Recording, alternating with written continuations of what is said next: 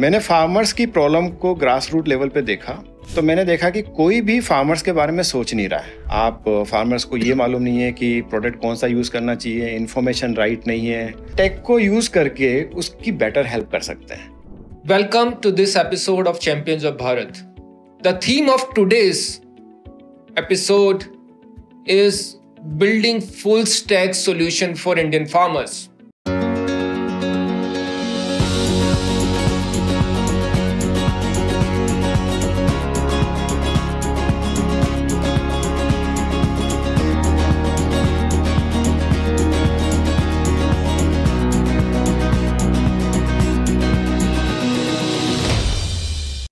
Today we have a story of a very interesting startup called BigHeart.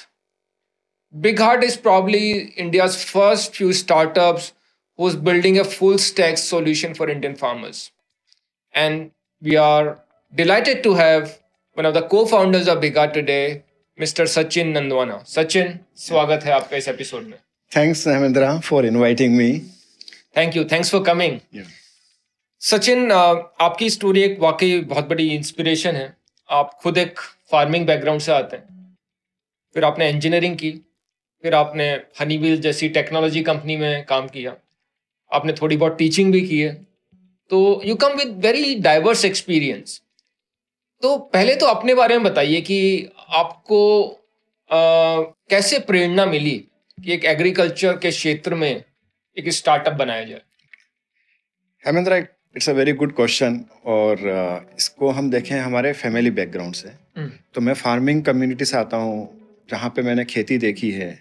कम से कम 3 complete cycle को मैं field में जाके काम किया हूँ, या उसके साथ जो टीम काम कर रही थी, जो हाली काम करते थे, उनके साथ में मैं खेत पे गया हूँ. कभी पानी दिया है, कभी सोविंग करी है, कभी हार्वेस्टिंग किया है, उनके साथ में किया है. अच्छा. कभी हार्वेस्टर के अंदर जो है, जब अपनी फसल आ गई है और उसको आप हार्वेस्टिंग करते हैं, तो उस समय में उनके साथ में फील्ड में काम किया हूँ. ठीक है ना. गेहूं निकालते हैं तो उसका भूसा जो है, उस भूसे की ट्रॉली के अंदर बैठ के, और उसको जो एक गोडाउन होता है जहाँ भूसा भरते हैं, उसके अंदर उनको डाला हूँ. तो एक तरीके से कंप्लीट साइकिल देखी है. मैंने फार्मर्स की प्रॉब्लम को ग्रास रूट लेवल पे देखा, और जब हनीवेल में काम कर रहा था तो मैंने देखा कि कोई भी फार्मर्स के बारे में सोच नहीं रहा है, क्योंकि सब देखते हैं कि फार्मर्स के पास में इनकम नहीं है और यहाँ पे पैसा नहीं बनेगा. हमने देखा, अगर जब हनीवेल में काम कर रहा था तो ये मॉरल रेस्पॉन्सिबिलिटी देखी कि अगर हम नहीं सोचेंगे फार्मर्स के बारे में तो कौन सोचेगा. फिर हमने देखा, जब मैं बोल रहा हूँ तो मतलब मैं और मेरा पार्टनर, तो हमने देखा कि प्रॉब्लम है. हमने ग्रीन रेवोल्यूशन देखा, वाइट रेवोल्यूशन देखा, एक मैकेनाइजेशन रेवोल्यूशन देखा, इसमें ट्रैक्टर आए. और क्योंकि हम टेक बैकग्राउंड से देखे थे, तो हमें लगा कि अब नेक्स्ट रेवोल्यूशन जो है वो टेक लेके आएगा. और आप ये कौन से समय की बात कर रहे हैं? 2015 में आपने शुरू किया था? ये हम बात कर रहे हैं 2013-14 की बात कर रहे हैं. जब नए टेक्नोलॉजीज आनी शुरू हुई. हाँ, जब ग्लोबली देखें तो कहीं पे टेक्नोलॉजी एग्टेक की बात ही नहीं थी. हम अगर टेक्नोलॉजी की बात करते हैं तो सिलिकॉन वैली से बात करते हैं. सिलिकॉन वैली में भी कोई फोकस नहीं था एग्री पे. हम एनालाइज कर रहे थे मार्केट, तो हमने देखा कोई भी एग्री की तरफ नहीं देख रहा है. तो हमने कहा कि किसी न किसी को तो आगे आना पड़ेगा. और सतीश और हम एक लार्जर प्रॉब्लम, सतीश आपके को-फाउंडर हैं? सतीश मेरा को-फाउंडर है. अच्छा. तो हम एक लार्जर प्रॉब्लम सोल्व करना चाह रहे थे, और हमें इससे बड़ी प्रॉब्लम नहीं दिखी जिसको कि हम मास या एक लार्ज कम्युनिटी को एक इम्पैक्ट लेके आ पाए. तो हमने देखा कि टेक बैकग्राउंड से थे, तो हमने देखा कि साइंस, डेटा और टेक्नोलॉजी के यूज करके हम फार्मर्स की लाइफ के अंदर एक बिग चेंज ला सकते हैं.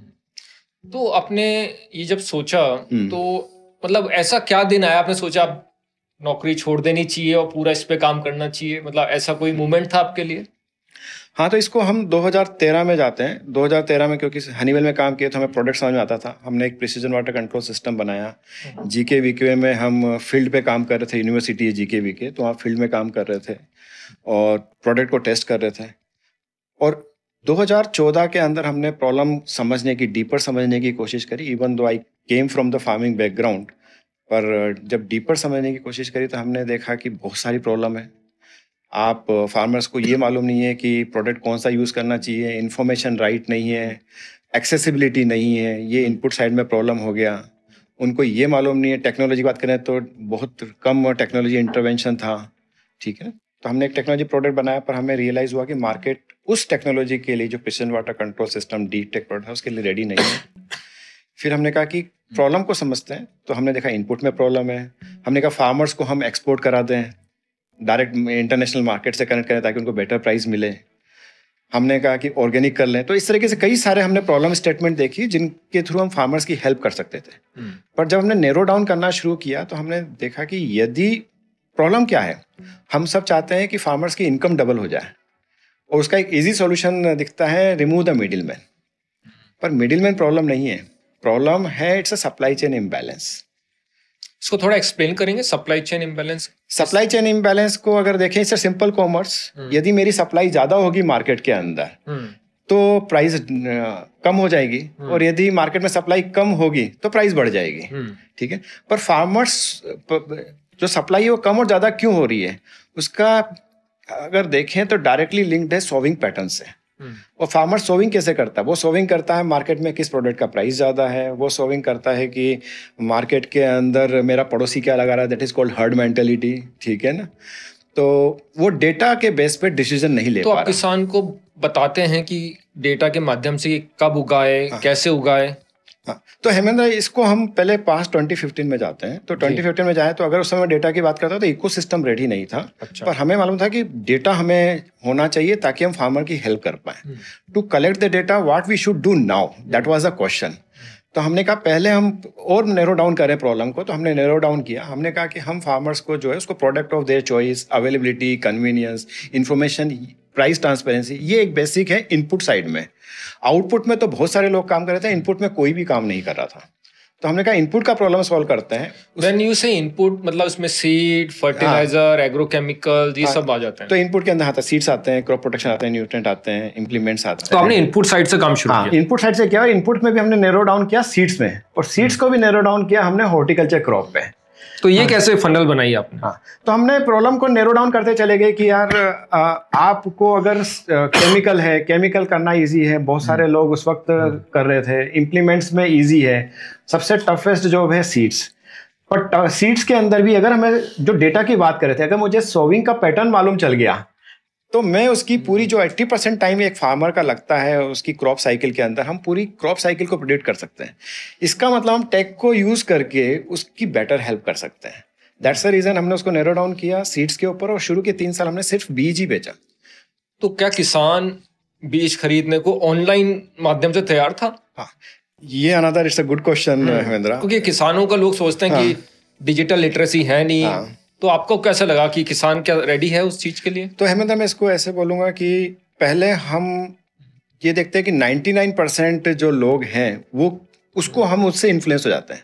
तो मैं कह रहा हूँ इनपुट का साइज इतना बड़ा है, यदि हम एक नैरो डाउन भी करें, एक एड्रेसेबल मार्केट भी देखें तो अराउंड $25-30 बिलियन का मार्केट है, सारे इनपुट्स मिला के। मैं कह रहा हूँ उसके अंदर आप 2% तो पहले पिक करिए। जब हमने सर्वे किया तो 2% लोगों ने बोला कि हम ऑनलाइन खरीदने को तैयार हैं या हम डिजिटल चैनल से खरीदने को तैयार हैं। ठीक है ना, तो ये जब आपको एक सर्वे किया और सर्वे के अंदर जब ये पॉजिटिव रिस्पॉन्स आया कि फार्मर्स जो है एक अल्टरनेट चैनल देख रहा है, वो अपने नियर शॉपकीपर से परेशान है जो कि उसको प्रोडक्ट पुश करता है, उसको वो प्रोडक्ट पुश करता है जिसमें उसको हायर मार्जिन है, उसके पास में एक अल्टरनेट चैनल नहीं है। तो हमने रियलाइज किया कि यस, ये प्रॉब्लम है ग्रास रूट लेवल पे, इसको एड्रेस किया जाए। राइट। तो ये आपने जो ऑनलाइन बेचना शुरू किया, तो ये ऐप के माध्यम से किया, एक बिघाटे ऐप के माध्यम से? या तो हमने शुरू में जो है ओमिनी चैनल रखा, इसका मतलब हम फील्ड में टीम भी डाली। उसके बाद में हमने वेबसाइट एक ओपन करी, एक बैक एंड के अंदर हमने फार्मर्स को सपोर्ट करने के लिए एक पास team, farmer advisory and service team हमने एस्टेब्लिश करी। यदि आपके पास में बेसिक मोबाइल है, आप 2015 में जाते हैं तो 2015 के अंदर 2G का एक्सेस था रूरल के अंदर, 4G आया नहीं था। 4G था नहीं तब। था, और मैं टेलीकॉम स्मार्टफोन थे तब? नहीं थे। तो मैं जो आया था, I came from the telecom background. तो मुझे ये मालूम था कि I worked on LTE at the time, जो कि अभी 4G बोलते हैं। तो मुझे ये था कि आने वाले समय में डेफिनेटली इकोसिस्टम बिल्ड हो रहा है, डेटा एक मेजर रोल प्ले कर रहा है। हम SS7 से IP की तरफ, IP बेस्ड टेक्नोलॉजी की तरफ मूव कर रहे हैं। तो मुझे क्लियर था कि फ्यूचर इवॉल्व होगा और आज हमें काम करना चाहिए। और वहाँ पे हम जो है फार्मर्स को let's understand the farmers background. तो यदि उसका उसमें बेसिक फ़ोन है तो हमने कहा तू हमें कॉल कर, मिस्ड कॉल कर। उसमें एक कॉल का 1 रुपया लगता था, तो हमने कहा you just give us the missed call, we will call you back. तो हमारी जो फास्ट टीम है वो मिस्ड कॉल से आपने शुरुआत करी? हाँ, वो शुरुआत करी, पर साथ में हमने वेबसाइट भी ओपन कर दी। तो जो फार्मर्स के रिलेटिव बेटे बेटी जो कि अर्बन में काम कर रहे थे उनको इंटरनेट का एक्सेस था। अच्छा। And we were targeting to those guys कि आप अपने परिवार के लिए ऑर्डर बुक करिए। So that's the reason from the day one we are the digital player. We were using the Google, Facebook to reach out to the farmer. Okay. And तो farmer generally Google, Facebook वगैरह से उनके relative, I am talking about 2015। अच्छा। उस समय उनके relative, उनके सन, वो अपने फार्मर्स, अपने पेरेंट्स के लिए प्रोडक्ट बुक कर रहे थे। और जो फार्मर प्रोग्रेसिव थे विलेज के अंदर, वो बेसिक मोबाइल से कॉल सेंटर पे हमारा जो फास्ट है उस पे कॉल करके। तो आपने 2015 पे शुरू किया, हम 2025 में आ गए। हाँ। 10 साल आपको हो गए। तो आपने क्या चेंजेस देखे डिजिटल अडॉप्शन में? अब तो 4G भी है, ब्रॉडबैंड भी है, स्मार्टफोन्स भी हैं। तो आपको लगता है कि अब ये डिजिटल माध्यम जो हैं ये बहुत ज़्यादा फार्मर्स में कॉमन हो गए हैं, उनका अडॉप्शन बढ़ गया है? तो हेमेंद्रा 2020 I can say, I always used to say past, present and future. तो पास्ट जो 2050 टू 2020 के अराउंड 17 के बाद में 4G आया। जियो ने जो 4G लॉन्च किया तो उससे अडॉप्टेशन, उससे बहुत फर्क पड़ा है। उससे एक टेलीकॉम इंफ्रास्ट्रक्चर बिल्ड हो गया। Then due to COVID, farmers and farmers family, their sons, they were forced to use smart devices जिससे एजुकेशन लेने के लिए। तो अब फार्मर डिजिटली ऑर्डर करने की क्षमता रखता है। तो अब आई कैन से कि almost all the farming house hold के अंदर at least they have one smart device. अच्छा। तो वो एक्सेसिबिलिटी। ये क्या किसान, आपके जो किसान हैं, क्या कुछ क्षेत्रों में है या पूरे भारत में? It's a pan India level. Pan India, you name it, any pin code, rural pin code, उस पे चाहे मेरा एक ही कस्टमर सप्लाई करते हुए, we are capable to supply any pin code in any pin code. Okay.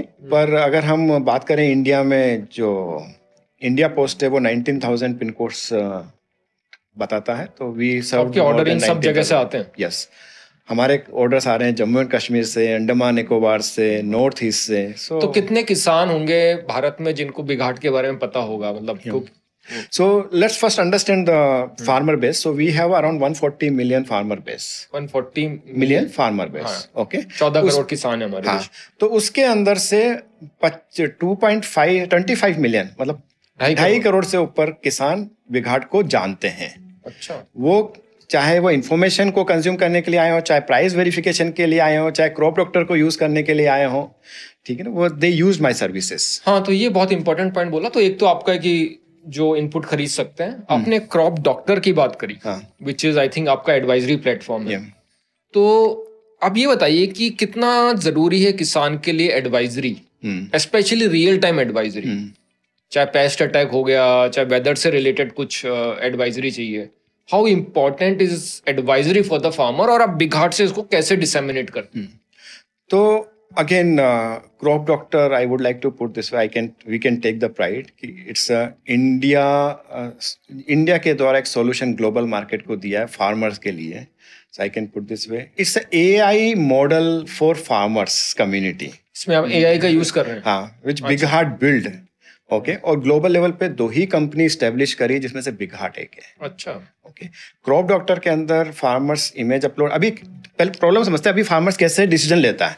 तो अभी क्या करता है, उसको कोई प्रॉब्लम है फार्म के ऊपर, he don't know what is a disease, what is a pest impact, he will take the leaf और दुकानदार के पास जाएगा, उससे बोलेगा इसमें क्या डिजीज है, वो एक एडवाइजरी दे देगा। Now it's a scientific advisory.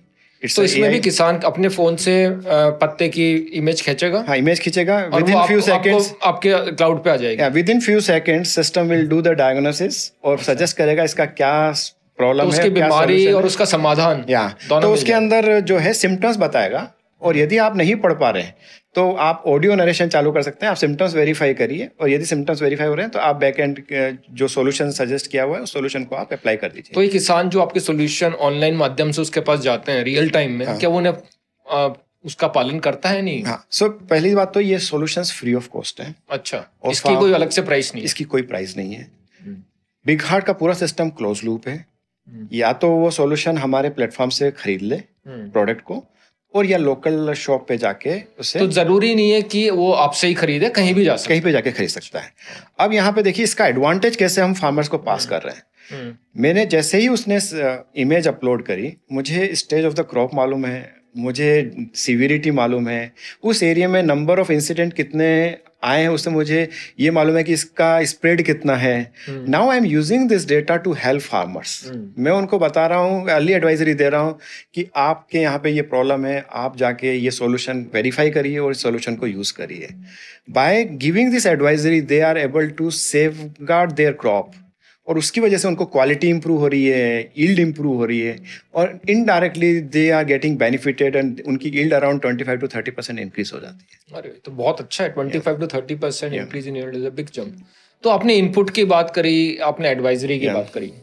अब जो एक मुझे पता है बिघाट के बारे में कि आप आउटपुट पे भी काफी काम कर रहे हैं। एक बिघाट का जो आपका एम्बिशन है कि फूड सेफ सप्लाई चेन बनाई जाए। यस।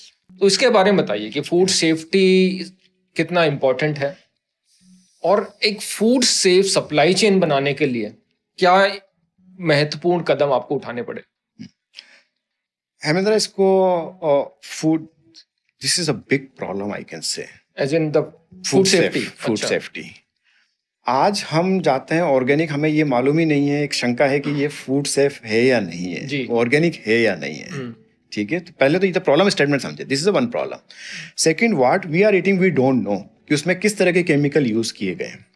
ठीक है, तो बिघाट ने जब इस प्रॉब्लम को समझा, और जब हमने ग्लोबल, क्योंकि नाउ वी आर लुकिंग कि how we can connect farmers to the, और जब फार्मर्स खेती कर रहे हैं तो उनका जो प्रोड्यूस आए वो एक्सपोर्ट रेडी प्रोड्यूस हो। ठीक है, तो जो आप फूड सेफ सप्लाई चेन बना रहे हैं, ये डोमेस्टिक मार्केट के लिए भी और एक्सपोर्ट के लिए भी, तो मतलब इंडिया के बाहर भी आप इसको बाहर। तो अब ये देखिए, पहले हम समझते हैं इंटरनेशनल एस्पेक्ट क्या है। इंटरनेशनल एस्पेक्ट देखेंगे तो इस फूड सेफ के अंदर एक तो हो गया जिसको हम ऑर्गेनिक बात करते हैं। ऑर्गेनिक के अंदर सर्टिफिकेट होता है बट कोई ट्रेसेबिलिटी नहीं है जी। जब हम इंटरनेशनल मार्केट बात करते हैं तो वो बात करते हैं आईपीएम की, इंटीग्रेटेड पेस्ट मैनेजमेंट, वो बात करते हैं एमआरएल की, मैक्सिमम रेजिडुअल लिमिट। तो हम एमआरएल की बात करते हैं कि हर कंट्री, हाँ, एक बार, क्योंकि ये थोड़े टेक्निकल टर्म है, इसको थोड़ा डिटेल में समझते हैं। तो पहले एमआरएल को समझते हैं। MRL maximum residual limit. Maximum residual limit, इसका मतलब ये है कि जैसे जापान है, वो कह रहे हैं कि यार केमिकल है, ये केमिकल एक लिमिट से ऊपर उसमें फूड में नहीं होने चाहिए। ये दायित्व है कि एमआरएल को एक लिमिट के अंदर रखा जाए। हाँ। अच्छा। तो हम क्या है, फार्मर के साथ में क्लोज लूप काम करते हैं। हम उनको एक IPM practice based on the targeted, हमें क्या होता है, IPM is integrated pest management. अच्छा, ठीक है ना। तो उसके अंदर हम एक हमारे पहले कस्टमर से डिमांड जनरेट करते हैं, उसकी क्वालिटी को समझते हैं, उसकी क्वालिटी को समझ के उसके अकॉर्डिंग हम पैकेज ऑफ प्रैक्टिस डिज़ाइन करते हैं, और वो पैकेज ऑफ प्रैक्टिस डिज़ाइन करके हम फार्मर्स को सजेस्ट करते हैं कि आप ये पैकेज ऑफ प्रैक्टिसेस फॉलो करिए ताकि आपका जो प्रोड्यूस आएगा वो एक्सपोर्ट रेडी होगा। यहाँ पे फार्मर्स अब इसके अंदर देखते हैं, प्रॉब्लम समझते हैं। अगेन सप्लायर के लिए, बायर के लिए क्या प्रॉब्लम है, उसका ट्रेसेबिलिटी नहीं है। तो हमने एक प्रोडक्ट बिल्ड किया, बिग ट्रेस। वहाँ पर हम सोविंग से लेके हार्वेस्टिंग तक उसको सारी इंफॉर्मेशन देते हैं, एक विजिबिलिटी देते हैं। Let's take an example for chilli. तो उसने जो सोविंग है, सॉइल टेस्टिंग करी, सॉइल टेस्टिंग का डेटा है, उसके अंदर से कौन सा बीज लगाया वो डेटा है, कब लगाया वो डेटा है, कितना प्रोडक्शन आया, आने का चांस है, क्योंकि हमारे कंप्लीट मॉनिटरिंग कर रहे हैं। उसके बाद अगर उसमें हम देखें कौन सा पेस्ट इम्पैक्ट हुआ, डिजीज कौन सी लगी, तो एक तरह से ब्लॉकचेन जो आजकल बोलते हैं, ये ब्लॉकचेन वाला ही चीज है या कोई अलग है? इट्स आई कैन से early stage of the blockchain definitely. Okay, और जब ये प्रैक्टिसेस कर रहा है तो पहले तो देखिए हमने बायर को कॉन्फिडेंस दे दिया कि ये कंप्लीट, तो वो चेक कर सकता है कि किस क्रॉप साइकिल में कब क्या हुआ, क्या लगा। And we are specially in chilli we are going for the testing as well. Chilli में तो बहुत पेस्टिसाइड का भी बहुत इम्पैक्ट होता है। हाँ। पर हमारी प्रैक्टिसेस फॉलो करने पे उसके केमिकल जो यूजेस हैं वो कम हो जाते हैं। उसके बाद में वी सजेस्ट ग्रीन मॉलिक्यूल्स। तो ग्रीन मॉलिक्यूल्स की खासियत ये होती है, ग्रीन मॉलिक्यूल्स में केमिकल्स का उपयोग, केमिकल्स ही हैं। अच्छा। पर इसमें रेजिडुअल जो है वो 10-15 डेज से रेजिडुअल इम्पैक्ट कम है। हाँ, अच्छा, ठीक है ना। तो वो एडवांटेज होता है। तो ग्रीन मोलिक्यूल यूज़ करते हैं, जिसको कि फार्मर एडवाइस पे यूज़ करते हैं, और जब टेस्टिंग कराते हैं डिफरेंट स्टेज पे, और जब डिफरेंट स्टेज पे टेस्टिंग कराते हैं तो हम क्लोजली मॉनिटर करते हैं कि कोई भी रेजिडुअल MRL से ऊपर ना हो, ठीक है। और ये ट्रांसपेरेंसी जो है वो बायर को तो एक तरह से आपने भारतीय किसानों को एक्सपोर्ट मार्केट से जोड़ दिया है। करेक्ट। तो मुझे बताइए, चलो एक्सपोर्टर को तो जो आपसे इंपोर्ट कर रहा है उसको तो फायदा हुआ ही है, क्योंकि उसे एक पूरी ट्रेसेबल सप्लाई चेन मिल गई। इसमें किसान को क्या फायदा हुआ? क्या किसान की इनकम बढ़ी इसमें? तो देखिए, उसका इनपुट कॉस्ट रिड्यूस हो गया है। अच्छा। उसका जो नंबर ऑफ टाइम जो इनपुट यूज करता था, क्योंकि वो प्रीएम्प्टिव यूज कर सकता है, तो वहां पे उसको एक हेल्प मिल जाती है, ठीक है ना। जब हमारे सिस्टम से जुड़ता है तो जो ओवर केमिकल या एक्स्ट्रा डोजेज यूज करता था या एडिशनल केमिकल को यूज करता था, वो उसका एक कंट्रोल हो गया, ठीक है। उसके बाद में फार्मर्स की जो इनकम, क्योंकि वो फूड सेफ कैटेगरी का प्रोडक्ट ग्रो कर रहा है, तो उसको डेफिनेटली प्राइस का एडवांटेज मिलता है। तो यही, अगर ये सब फायदों को हम जोड़ें, हाँ, कम इनपुट, कम पेस्टिसाइड और एक प्रीमियम प्रोडक्ट का, तो किसान को एक मोटा मोटा बता सकते हैं कितना प्रतिशत इनकम में उसकी बढ़ोतरी होती है इसमें? 25 to 30% का इनकम होता है। अच्छा। और यदि हम इसको गेहूं और चावल से अगर कंपेयर करें तो अराउंड 5 to 6x उनकी इनकम इम्प्रूव होती है। मतलब you are comparing chilli farmers with farmers of wheat and paddy, तो इतना फर्क आ जाता है? इतना फर्क आ जाता है। तो अभी एक थोड़ा आइडिया दीजिए हमें कि आप कितने, एक तो आपने बताया 2.5 करोड़ किसानों को, इसमें से 30 लाख हमारे 30 से 35 लाख मंथली आते हैं प्लेटफॉर्म पे आते हैं। और कितने लोग ये फूड से प्लेटफॉर्म से जुड़ चुके हैं आपके, कितने फार्मर्स? तो अभी तक हमने जो है अराउंड 30,000 एकड़ के अंदर ये प्रोग्राम रन किया है। अच्छा। और ये आपने चिली में किया है? और नहीं, चिली के अंदर किया है, चिली के अलावा दूसरे, लेकिन ये बाकी क्रॉप्स में भी कर सकते हैं? बाकी क्रॉप में भी कर सकते हैं। तो हमारे 3 मेजर कैटेगरी जिस पे हम काम करते हैं। चिली तो मैं एक एग्जांपल दिया हूँ। अच्छा। तो we are working on spices, grain and pulses. Okay. तो स्पाइसेस हाई वैल्यू होता है, चिली 9 मंथ्स का होता है, तो एक लंबा ड्यूरेशन होता है। ये आपने जो बोला कि किसान टेक्नोलॉजी अडॉप्ट कर रहा है, वो ग्लोबल मार्केट से भी जुड़ रहा है, तो अगर हम इसको मतलब उससे पहले I would like to highlight one more point. बताइए। जब फार्मर फूड सेफ पे हमारी जो SOP डिजाइन की है उसको फॉलो कर रहा है, SOP स्टैंडर्ड ऑपरेटिंग प्रोसीजर, उसको फॉलो कर रहा है, ठीक है, तो वो एक फूड सेफ प्रोड्यूस ही नहीं ग्रो कर रहा, वो ग्लोबल की जो हमारी ESG की नीड है, जो कि हमारे बायर की नीड है, उसको भी एड्रेस कर, your environment sustainability and governance, उसको भी एड्रेस कर रहा है। वो कार्बन क्रेडिट्स जनरेट कर रहा है, that is additional advantage to him. तो हम एक एस्पेक्ट के अलावा जो उसके अदर एस्पेक्ट हैं वो भी इम्पोर्टेंट है इकोसिस्टम के लिए। तो आप ये थोड़ा बताइए, किसान में जो ये सब कर रहा है उसमें जो एक सस्टेनेबिलिटी का एक चैलेंज है, स्पेशली जो क्लाइमेट रिलेटेड चैलेंजेस आ रहे हैं किसानों को, कि तो अनप्रिडिक्टेबल होता जा रहा है और उससे उसकी आमदनी में फर्क पड़ रहा है, और मतलब हमारा भी कहीं ना कहीं जाके फूड सिक्योरिटी पे फर्क पड़ सकता है। तो क्या किसान में वो जागरूकता आ गई है कि वो इन क्लाइमेट रेजिलिएंट प्रैक्टिसेस को अडॉप्ट कर रहा है, या उसमें हमें कुछ और भी करने की जरूरत है? सो लेट्स अंडरस्टैंड कि 5 साल में क्या चेंज हुआ है, 10 इयर्स में क्या चेंज हुआ है। ओके, अर्लियर हमें लगता था कि ऑर्गेनिक हम फॉलो करेंगे, हमारी क्रॉप की यील्ड कम हो जाएगी, and that's where IPM is the right approach. Okay, we are not saying कि आप पूरा ऑर्गेनिक यूज करो, आप केमिकल यूज करो, पर लिमिटेड वे में और सजेस्टेड वे में। तो IPM से आपका यील्ड कम नहीं होता? आपका यील्ड कम नहीं होता, ठीक है ना।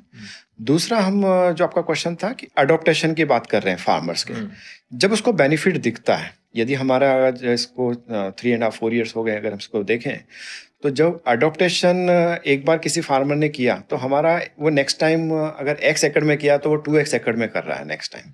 और वो क्यों कर रहा है? क्योंकि उसको बेनिफिट दिख रहा है वहां पे, ठीक है।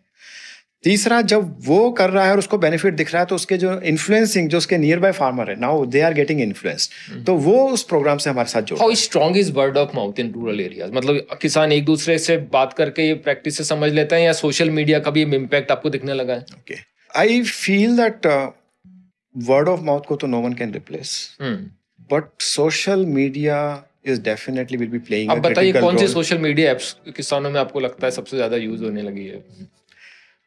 I would like to put definitely Facebook they are using very effectively. Instagram they are using. They are consuming अच्छा media very well. But I can say now Big Heart is getting popularized. जैसे हमारा एक और WhatsApp भी मेरे ख्याल से काफी यूज करते होंगे. WhatsApp they are using, they are making a group. अच्छा. Okay, तो हमने एक प्रोडक्ट बनाया है किसान वेदिका. किसान वेदिका जिसको कि हम कम्युनिटी प्लेटफॉर्म है. You can say it's a add part to the LinkedIn for the farmers. अच्छा. Okay. जहाँ पे हम जो है उसको पॉपुलराइज कर रहे हैं फार्मर्स के अमंग द फार्मर्स, जहाँ पे वो अपनी प्रॉब्लम को शेयर कर सकते हैं, पूछ सकते हैं क्वेश्चन, अपने आपस में बात कर सकते हैं. आपस में तो किसान वेदिका प्लेटफॉर्म पे कितने फार्मर आ गए हैं? या अभी हमारा फार्मर बेस तो इतना ज्यादा नहीं है, बट स्लोली आई कैन से कि लास्ट अगर 1 ईयर का देखें तो एक अच्छा ग्रोथ उसके अंदर आया है. This is very unique. Adaptation इसका इंक्रीज हो रहा है. राइट. तो अब एक दूसरे पहलू पे बात करते हैं जो कि बहुत ज़रूरी है कि जो रूरल एरियाज में जो भी बिजनेस मॉडल्स आ रहे हैं, आप जैसे एंटरप्रेन्योर्स आ रहे हैं, इनको एक टैलेंट का बहुत चैलेंज रहता है कि टैलेंट कहाँ से हायर करें, किस तरह के लोग आपके साथ जुड़ें, क्योंकि बिजनेस मॉडल अगर इसको इससे 10 गुना 20 गुना ले जाना है आपको, तो आपको अच्छे लोग हायर करने पड़ेंगे. तो आपको लगता है कि हमारे पास वो टैलेंट है ऑलरेडी, या किस तरह का टैलेंट हमें हायर करना चाहिए या ट्रेन करना चाहिए आगे जाके? Your question is related to the BigHaat as a industry और एज एन इंडस्ट्री. अगर आप देखें कि टैलेंट के जो इश्यूज हैं वो कितने बड़े हैं और उसको हम कैसे सॉल्व करें? टैलेंट का तो इशू बड़ा है हेमेंद्र. अच्छा. ओके. यदि हमें एक ट्रांसफॉर्मेशन लेके आना है सिस्टम के अंदर, तो टेक्नोलॉजी एडॉप्टेशन होना जरूरी है. आज की डेट में देखें, एक इंडस्ट्री का प्रॉब्लम समझते हैं तो जो डोमेन के एक्सपर्ट हैं वो टेक्नोलॉजी को उतना अच्छे से नहीं समझते हैं. ओके. दे आर समवेयर, जिसको हम बोलते हैं एक इको चैम्बर में है, जिनको लगता है कि यही राइट है और यही रॉन्ग है. Whereas we being came from the technology background, we are able to see कि फ्यूचर कैसे मूव होगा आगे, कैसे ट्रांसफॉर्म होगा.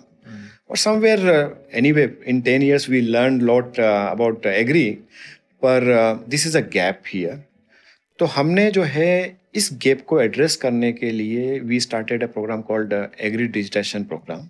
Digitisation programme. अच्छा. इसमें क्या करते हैं? वहाँ पे हम जो एग्रीकल्चर के स्टूडेंट्स हैं जो यूनिवर्सिटीज में हैं उनको हम एंगेज करते हैं, उनको फार्मर से डायरेक्ट एक्सेस. उनका रावे प्रोग्राम है. रावे प्रोग्राम में they are reaching out to only let's say 20 और 30 फार्मर्स. पर यहाँ पे हमारे एग्री डिजिटाइजेशन प्रोग्राम के अंदर they are reaching out at pan India level. उनको एक पूरी इंडिया की ज्योग्राफी का आइडिया लग रहा है. डिजिटल कोर्स है, किस तरह का है? उनको हम डायरेक्ट एक्सेस देते हैं digitally to understand farmers problem. अच्छा. ठीक है ना. तो उनको हम डिफरेंट असाइनमेंट असाइन करते हैं. ओके. जिसमें उनको कभी हम डिजिटल टेक्नोलॉजी कैसे इवॉल्व हो रही है, फार्मर्स की क्या क्या प्रॉब्लम है, उस प्रॉब्लम को we are asking them to address those problem. उनको हम कई बार कहते हैं कि तुम अपने लोकल मार्केट में जाके प्रॉब्लम को समझिए और उसका सॉल्यूशन बताइए. ठीक है. So that way we are engaging them. Okay. तो आइडिया इज कि वो ये समझे. उनको हम ट्रेनिंग देते हैं वीकली, मिनिमम 6 weeks का प्रोग्राम होता है. तो उनको हर वीक किसी न किसी टॉपिक पे उनको ट्रेनिंग देते हैं, सेशन देते हैं और फिर उनको असाइनमेंट देते हैं जिसको वो कंप्लीट करते हैं. तो अच्छा. It's one. तो ये तो हो गया आपका एग्रीकल्चर यूनिवर्सिटी के स्टूडेंट्स के लिए. हाँ. बट जैसे गाँवों में भी काफी अपने जो रूरल यूथ हैं, हाँ, वो भी अपने को अपग्रेड करना चाहते हैं, नई स्किल सीखना चाहते हैं. तो आपको लगता है कि उनके लिए भी कुछ वोकेशनल कोर्सेज, ट्रेनिंग प्रोग्राम्स, जो खेती की नई नई तकनीकें आ रही हैं, पैकेज ऑफ प्रैक्टिसेस, उसके बारे में उन्हें एजुकेट कर पाए? तो हम उनको, I will put like to put this way, I want to take I want to aid on the previous part, erodization. तो एक मेजर गैप है जो कि डेटा का. फार्म जो एग्रीकल्चर ग्रेजुएट हैं वो डोमेन समझ रहे हैं, पर यदि उन्हें एक अच्छा प्रोफेशनल बनना है तो उन्हें ये डेटा को यूज करना सीखना पड़ेगा, उनको एनालाइज करना सीखना पड़ेगा. Then they have to narrow down कि उस डेटा के बेस पे उन्हें क्या एक्शन लेना है. तो एक तरह से डेटा साइंस की उनकी समझ आपको अलग लेवल पे लेके जानी पड़ेगी. Now your second question related to the rural. पहले मैं बिग हार्ट के पॉइंट ऑफ व्यू से बात करता हूँ, and then what is our understanding based on the interaction with them. We are underestimating the farmers. अच्छा. ठीक है ना. आप एक बात समझिए कि जब कोविड आया तो अगर हम 6th क्लास का जो स्टूडेंट था उस समय 2020 में, वो भी मोबाइल से आपका एजुकेशन ले रहा था जी, वो 2030 में आते आते वो फील्ड में काम करेगा। इसका मतलब हमारी जो लिटरेसी है, डिजिटल लिटरेसी, वो कंटिन्यूस इंक्रीज हो रही है रूरल के अंदर। ठीक है, that is a point. Second, he is consuming the data. हम अगर एक माइंडसेट जैसे साइकोलॉजी, तो पहले हम जो है इंफॉर्मेटिक जाते हैं कि जिसके अंदर हम एंजॉय करना चाहते हैं, that's where they are using a YouTube, Instagram. Then next stage is आपकी जो प्रॉब्लम होगी आप उसके सॉल्यूशन ढूंढने की कोशिश करेंगे। Okay, and farmers are really searching the solution, and that's where under our Kisan Vedika only we are building a जो वहाँ पे नया कंटेंट बिल्ड कर रहे हैं based on the queries we are receiving from the farmers.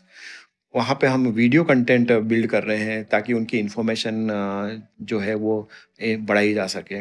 Even हमारा जो जो फूड सेफ प्रोग्राम है उसके अंदर हम रूरल यूथ को एंगेज कर रहे हैं, उनको हम बेस्ट प्रैक्टिसेस सजेस्ट कर रहे हैं, और वो एक तरीके से गांव विलेज लेवल पे इन्फ्लुएंसर हैं और वो अपने जो फार्मर्स हैं उस विलेज के अंदर उनके साथ में काम कर रहे हैं। सो आई बिलीव दे आर बड़ी अच्छी बात आप बता रहे हैं कि हमारा किसान एक जागरूक है नई चीजों को सीखने के लिए। Correct, and it's important for us to build that content and make that content available to them. Correct. अब एक जो हमारे इंटरव्यू का लास्ट पार्ट है उसमें मैं आपसे पूछना चाहूँगा कि अगर आप अब बेघाट के आगे की बात करते हैं कि अगर हमें भारतीय कृषि में बदलाव लाना है, राइट, जैसे आपने बोला 14-15 करोड़ फार्मर हैं और हमारी अपॉर्चुनिटी डोमेस्टिक मार्केट में भी है, एक्सपोर्ट मार्केट में भी है, तो आपको क्या फ्यूचर लगता है भारतीय कृषि का अगले 5, 10, 15, 20 साल? हम विकसित भारत की बात कर रहे हैं 2047 में, तो भारतीय कृषि कहाँ तक पहुंच सकती है? और दूसरा एक आपका मैसेज हमारे रूरल यूथ को जो कि आप जैसे एंटरप्रेन्योर को देख के मोटिवेट होना चाहते हैं, और बिघाट जैसी शायद कोई कंपनी उनका बनाने का भी एक उनका सपना होगा, या किसी भी तरह का कोई बिजनेस बनाने का सपना होगा, क्योंकि आपने अब 10-15 साल एज एन एंटरप्रेन्योर निकाल दिए हैं, तो उनके लिए भी आप एक मैसेज दीजिए। तो दीज आर माय क्वेश्चन। तो पहला क्वेश्चन फ्यूचर को लेके है, and Hemendra, I am very bullish about future. Okay, I strongly believe that now ecosystem is ready. Ecosystem की बात कर रहा हूँ तो इकोसिस्टम में डिजिटल एक पार्ट होता है, 4G है, डेटा का एक्सेस है, एडॉप्टेशन है, हर घर में मोबाइल है। ठीक है, if we want to communicate anything we have a channel to communicate. Ecosystem ready है। Second, when if I visualize the future, तो जो चेंज हमने, I always connect with the banking system कि 93 में हम क्यू में लगते थे, उसके बाद में आज digital UPI completely transformed. I see the similar transformation in agree. तो यूपीआई मूवमेंट हमारा एग्री का आने वाला है? एग्री का डेफिनेटली आने वाला है। अच्छा, ठीक है, I believe that in next 7 years we will see a big transformation in agri. Okay, क्योंकि आप एक देखिए, जब हम कोविड आया तो हमने जो है जोमेटो और क्विक कॉमर्स या फूड डिलीवरी को यूज करना शुरू किया। आज चाहे हमारा परसेंटेज कम हो सकता है 2020 के रेस्पेक्ट में, पर हम उन एप्स को यूज करना सीख रहे हैं। इसका मतलब एडॉप्टेशन आ गया। ठीक है ना? Similar way we can see the adoptation in agri. अगर बिघाट की बात करें तो we are growing digitally engagement में ऑलमोस्ट 2x एवरी ईयर। अच्छा, ओके, तो वो एडॉप्टेशन है। ठीक है ना? तो अडॉप्टेशन के लिए I don't have any second thought, और यही अडॉप्टेशन हमें फ्यूचर के लिए रेडी कर रहा है। दूसरा, हम एग्री का एक एडवांटेज समझते हैं कि एग्री के अंदर 2015 तक तो कुछ हुआ ही नहीं था, ग्लोबल लेवल पे बात करें, और technology only will bring a big transformation. ठीक है, एंड इन इंडिया की बात करें तो अगर हम ग्लोबली 3 कंट्रीज का नाम ले जो कि लार्जेस्ट एग्रीटेक प्रोड्यूस कर रहे हैं या स्टार्टअप्स हैं, तो यूएस, इजराइल और देन इंडिया। तो हम भारत ऑलरेडी टॉप 3 एग्रीटेक इकोसिस्टम में है। करेक्ट। अब हम डिफरेंस देखें, the solution what we are building and the solution what other countries are building. US और इजराइल जो सॉल्यूशन बिल्ड कर रहे हैं वो बिग फार्म लैंड्स के लिए बिल्ड कर रहे हैं। इंडिया जो सॉल्यूशन बिल्ड कर रहा है वो स्मॉल फार्म होल्डिंग के लिए बिल्ड, हमारी एवरेज लैंड होल्डिंग कुछ 1 हेक्टेयर के आसपास। हाँ, 1 हेक्टेयर 2 हेक्टेयर 80% उसी रेंज में आते हैं। ठीक है, अगर हम 500 मिलियन अगर पूरे ग्लोब के अंदर, वर्ल्ड के अंदर फार्मर्स हैं, 50 करोड़ तो आपके छोटे और मंझले किसान हैं पूरे। तो उसमें से 15 करोड़ आपके 14 करोड़ इंडिया में हो गए। तो आप जो यहाँ बना रहे हैं आपको लगता है ग्लोबली भी वो जा सकता है? ठीक है, तो आई स्ट्रांगली बिलीव कि हम जो सॉल्यूशन बिल्ड करेंगे वो इंडिया के लिए बिल्ड करेंगे, बट वो अडॉप्टेशन उसकी पूरे world, build in India, build for the world, build for the world. Okay, second question जो आपने पूछा रूरल यूथ के लिए, एग्री बहुत बड़ा सेक्टर है, पोटेंशियल बहुत बड़ा है। we discussed in the offline sometime whenever we are meeting कि सेक्टर बहुत बड़ा है। I always used to say कि हर कोई सचिन बंसल नहीं बन सकता। It's okay, think big as possible, but start small. आप तो बताइए सचिन नंदवाना कैसे बनेगा? I always used to say think big, start small, okay.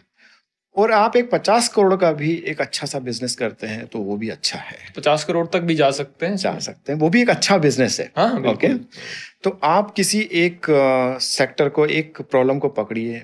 मान लीजिए अगर मैं जैसे कोटा से हूँ, वहाँ पे गार्लिक एक होता है, तो आप गार्लिक को पकड़िए, गार्लिक की पूरी फुल वैल्यू चेन पकड़िए और उसके अंदर वैल्यू एडिशन करने की कोशिश करिए। अगर आप वैल्यू एडिशन करेंगे तो आपको definitely you can create a good business. And I always compare this with the iron ore, कि आप खेती में फसल उगा के वैल्यू क्रिएट, आप मनी पैसा नहीं बना सकते। आपको अगर पैसा बनाना है तो आपको वैल्यू एड करना पड़ेगा। आयरन ओर बेचने वाला पैसा नहीं बना सकता, जो उसकी सुई बनाएगा या उसका प्रोडक्ट बनाएगा फिनिश वैल्यू एडेड। तो हमें कमोडिटी माइंडसेट से वैल्यू एडेड प्रोडक्ट माइंडसेट में जाना पड़ेगा। नहीं, तो ये आपने बहुत अच्छा सुझाव दिया है। मुझे लगता है कि जो भी हमारे दर्शक हैं वो इसको सुनेंगे। एंड जैसे सचिन बोल रहे हैं कि बहुत बड़ी अपॉर्चुनिटी है, अभी तो हमारी शुरुआत ही है और बहुत ही बड़े स्केल पे बिजनेस किया जा सकता है कृषि क्षेत्र में और रूरल एरियाज में। तो मेरी जो बड़ी लर्निंग रही है आज के इंटरव्यू से कि जो भी आप प्रॉब्लम सॉल्व कर रहे हैं उसको अच्छे से सॉल्व करिए, उसको पूरा फुल स्टैक अप्रोच में देखिए और एक होलिस्टिक सोल्यूशन किसान के लिए बनाइए, तो ज़रूर उसकी स्केलेबिलिटी एक अलग लेवल पे जा सकती है। तो सचिन बहुत बहुत धन्यवाद आपका इस एपिसोड में आने के लिए। जिन लोगों को बिघाट के बारे में जानना है, इनका वेबसाइट ज़रूर देखिएगा और मेरा निवेदन है कि प्लीज़ इस एपिसोड के बारे में अपना फीडबैक ज़रूर दीजिए। Thank you very much. So I would like to put Hemendra websites, I would say आप बिघाट का ऐप डाउनलोड करिए। ओके, आपको उसमें सारे फीचर्स देखने को मिलेंगे। Okay, and thanks Hemendra for inviting. Thank you very much. Thank you.